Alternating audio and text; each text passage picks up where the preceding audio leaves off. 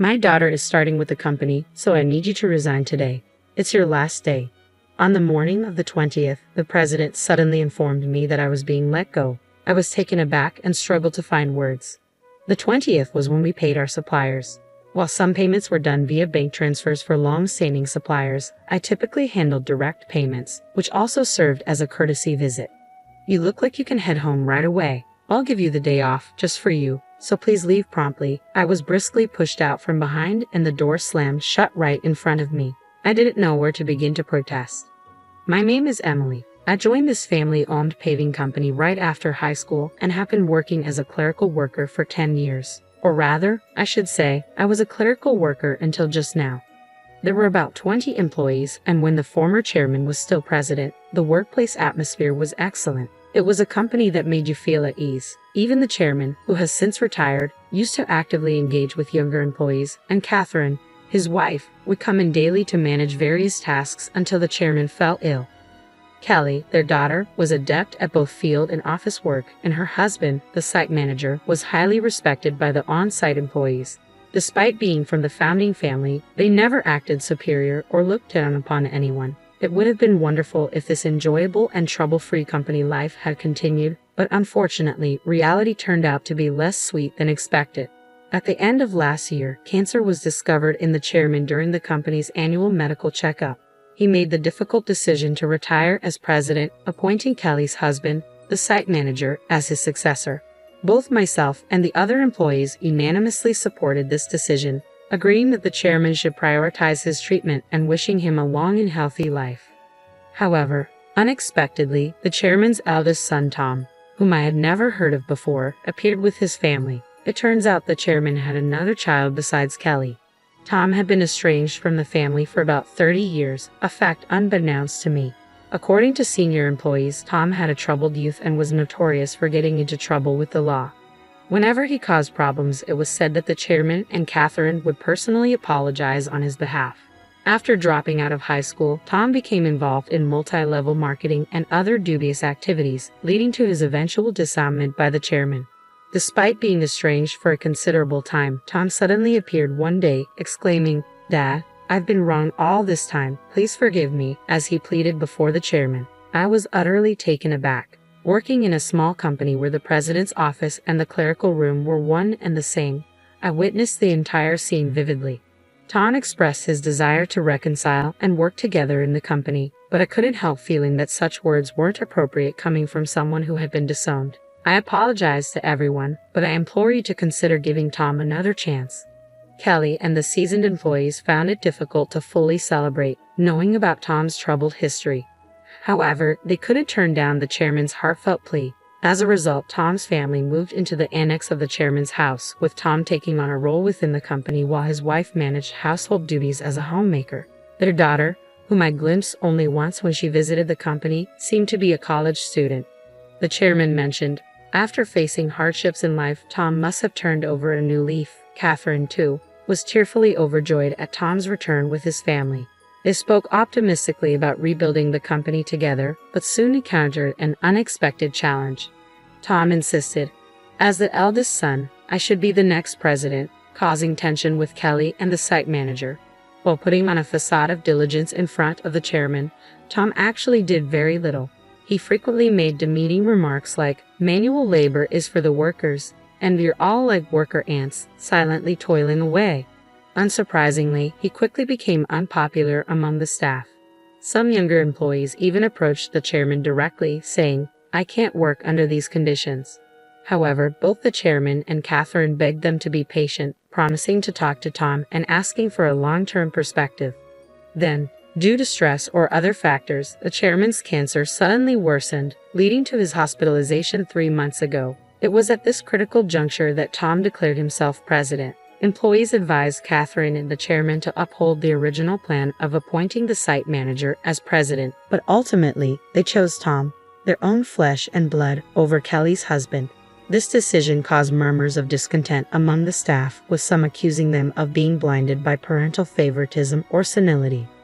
Consequently, the once harmonious and joyful atmosphere of the company underwent a stark transformation, descending into tension and awkwardness. As everyone realized the situation couldn't persist, Kelly began taking action quietly alongside the site manager behind the scenes. As a result, tensions began to escalate. I found myself solely responsible for the company's administrative tasks from that point onward. Previously, Catherine Kelly and I could manage our workload efficiently, allowing me to leave on time. Now, however, I'm working overtime every day, often leaving well past the expected hours. It's not uncommon for the date to change before I finally head home. Meanwhile, Tom appears to view administrative duties as leisurely. The president spends his days frequenting hostess bars, betting on horses, or gambling. I heard from others. My relationship with the president deteriorated significantly over an expense issue. He had been using the company's credit card for personal dining and entertainment expenses, which I had overlooked to some extent in the past. This time, though, it crossed a line I couldn't ignore. Bracing myself for his reaction, I handed back the receipts. This expense cannot be approved. What? Why? This is your wife's corrective underwear. It has nothing to do with the business, so it cannot be expensed. Predictably, the president's face flushed with anger. Don't toy with me. She's the president's wife. It's only natural for her to dress well. It's an expense. But it's underwear, and your wife isn't an employee. I managed to reply, astonished that the president could consider a $4,000 expense for his wife's corrective underwear as justifiable. What he said next left me even more bewildered. Then let's turn the sale of corrective underwear into our new business venture. That way it will count as a purchase and therefore an expense. The president looked smug, as if he had just struck gold. But I was left speechless. We're a paving company. How would that work? Tell clients if they don't buy from us, we'll cancel their contracts. They'll all buy, we'll make a fortune. $2,000 for one, $4,000 for a set. It's easy money. The president burst into laughter, but I was appalled. That's completely unacceptable. It would damage our credibility. In my frustration, I lashed out at him, and from that moment onward, I became the target of the president's contempt. Every day thereafter, I endured constant criticism and berating from him. It became so unbearable that I often considered resigning. However, driven by loyalty to the chairman who had always supported me and concern for the company's welfare, if I left, I persevered. The truth was, losing my job suddenly would also spell trouble for me. I resolved to endure it until I could make a graceful exit, but then I was summarily dismissed. If I were to leave abruptly now, it would disrupt our client relationships, I said firmly, taking a deep breath as I opened the door. I cannot do this. Quitting without proper notice would leave everyone in a difficult position, including your daughter, who isn't equipped to handle the workload. Besides, today is the day we make payments. I delivered these words in one breath, fully anticipating the president's furious reaction.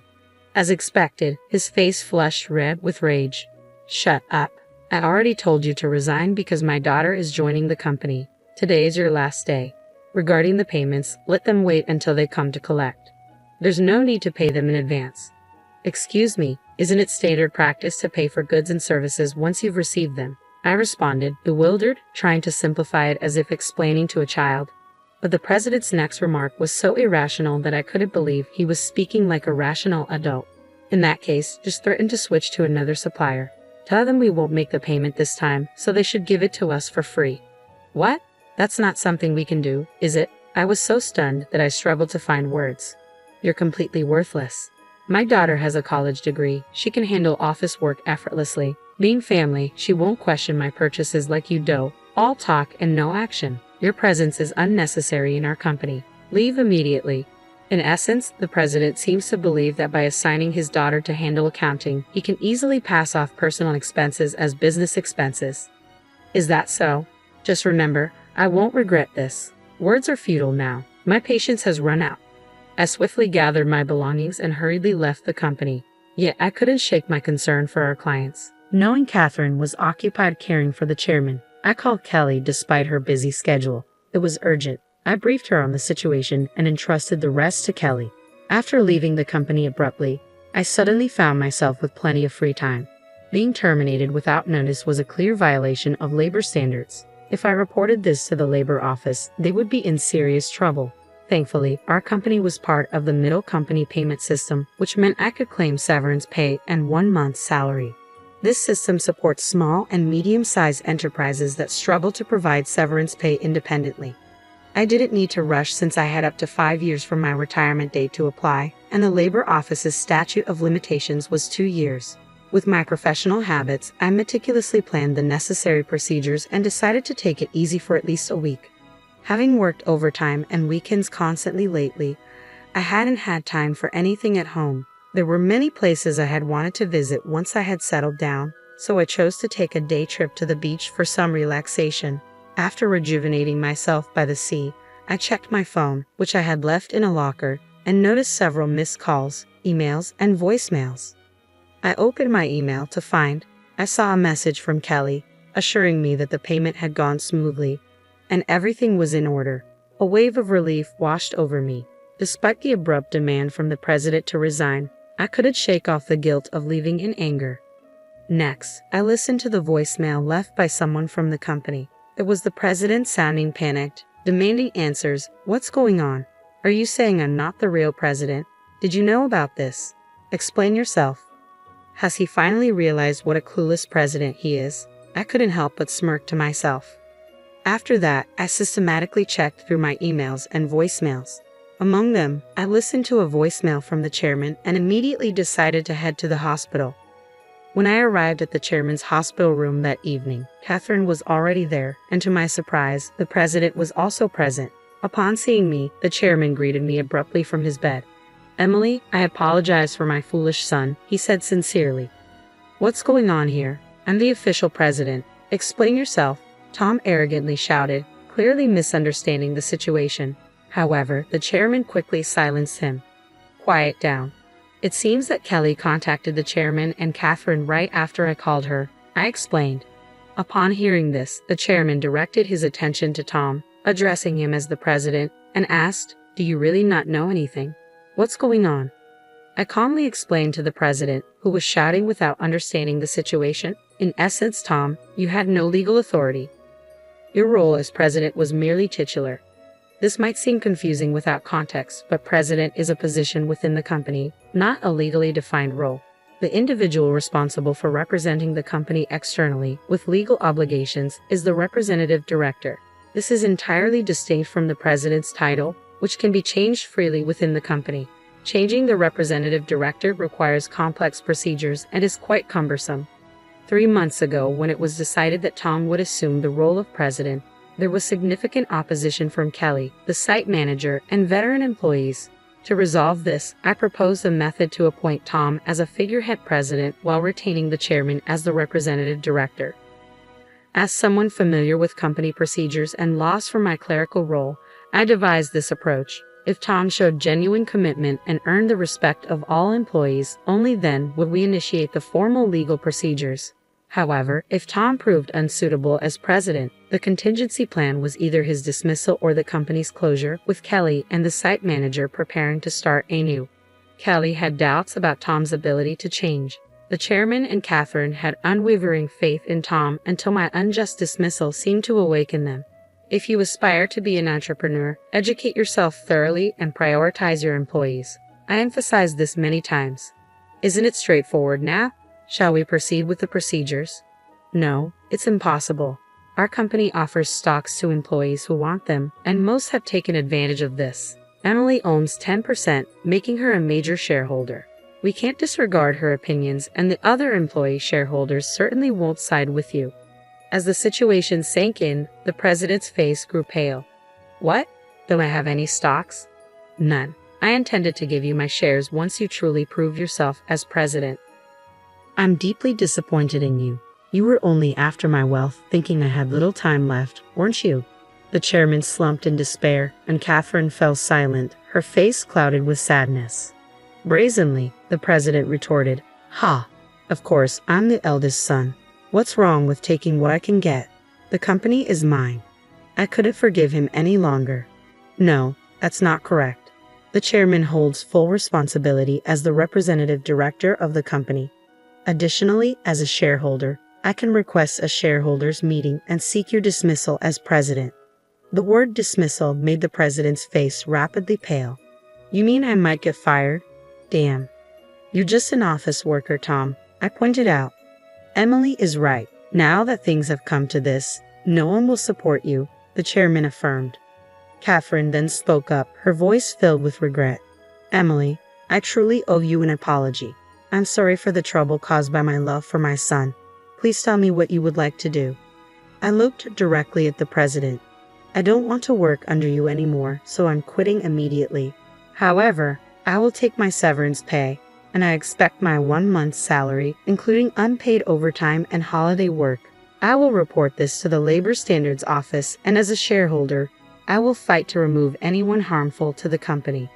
As I smiled and spoke, the president's face went from pale to completely white. I continued, explaining how Kelly had been visiting clients and successfully promoting our new company.